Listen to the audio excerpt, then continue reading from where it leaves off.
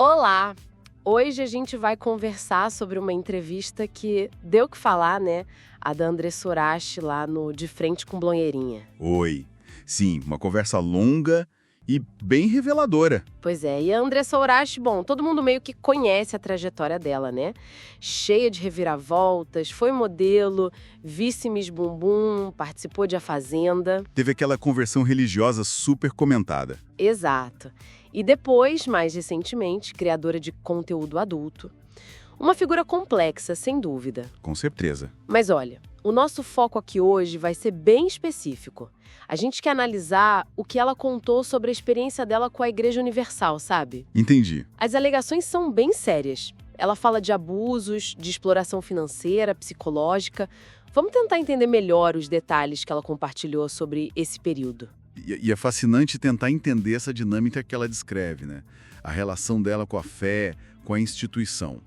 O que esse testemunho pode revelar sobre esses sistemas de crença e também de poder? O ponto de partida que ela conta é uma experiência de quase morte lá em 2014. Ela diz que foi algo muito real para ela, que a motivou a buscar Deus. Ela sentiu que tinha uma missão, sabe? De testemunhar. E essa questão da vulnerabilidade pós-trauma, isso é algo importante, né? Muitas vezes experiências assim podem intensificar a entrega da pessoa a uma nova fé, a uma comunidade. Faz sentido. A pessoa pode ficar talvez mais suscetível à influência do grupo naquele momento de fragilidade. E aí, já dentro da igreja, ela relata que se sentia tipo uma marionete.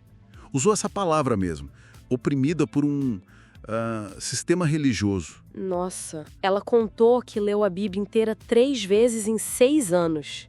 E que começou a ver umas diferenças, sabe? Entre o que lia e o que ouvia nas pregações. A dissonância começando a aparecer. Pois é, e aqui fica bem interessante. Ela diz que discordava de alguns dogmas. Por exemplo, a condenação de pessoas LGBTQIA+, falou que não acreditava que homossexuais iriam para o inferno. Esse é um ponto clássico de dissonância cognitiva, né? Aquela tensão interna quando o que você vê ou acredita entra em choque com o que o grupo prega. Sim, e levar 6 anos para talvez processar isso e começar a questionar mostra como esses ambientes de alta coesão podem ser poderosos, né? Internalizar e depois desafiar essas crenças é um processo lento, muitas vezes doloroso, e aí o relato vai para a parte da exploração financeira, que é bem pesada. A Urach chama a tal fogueira santa de estelionato da fé. Um termo forte. Muito. Ela detalha que doou bens que somariam 2 milhões de reais comprováveis. Diz que deu carro Porsche, joias, outros bens. 2 milhões? Nossa! E que isso foi em troca de promessas que, segundo ela, não se cumpriram. Tipo a cura de um câncer da ex-sogra, a restauração do casamento dela.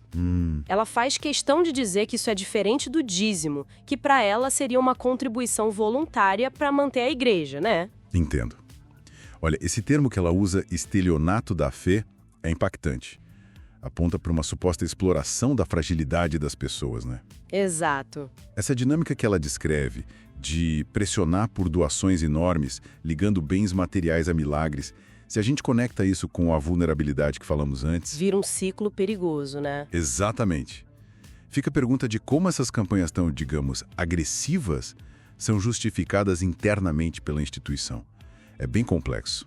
Há atevistas também. Sim, para representar a igreja, mas ela recusou. Diz que não se sentia preparada e que discordava de algumas pautas, tipo essa do casamento homoafetivo que a gente comentou. Entendi. Aí ela faz uma comparação bem dura, sabe? Diz que se sentiu um objeto, que foi mais usada na igreja do que quando se prostituía, porque lá, pelo menos, ela recebia pelo serviço. Pesado. Uma comparação muito forte. E aí vem a parte mais difícil, talvez. Ela conta que depois de doar tudo, foi pedir ajuda financeira para a igreja e que eles negaram. Deram um pé na minha bunda, foi a expressão dela. Nossa Senhora. Isso a levou a pensar em voltar para a prostituição para sobreviver.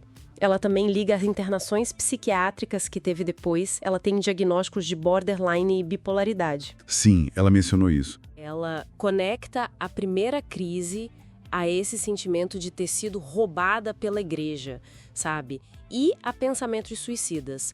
Hoje ela tem um processo na justiça contra a igreja para tentar reaver esses bens. O impacto psicológico que ela descreve é devastador. Essa sensação de traição, né? De uma instituição que prometeu salvação e depois, na versão dela, a deixou na mão no momento mais crítico. Exato. Isso levanta muitas questões sobre como é difícil sair desses sistemas, né? O vazio que fica, a dificuldade para reconstruir a confiança. Com certeza.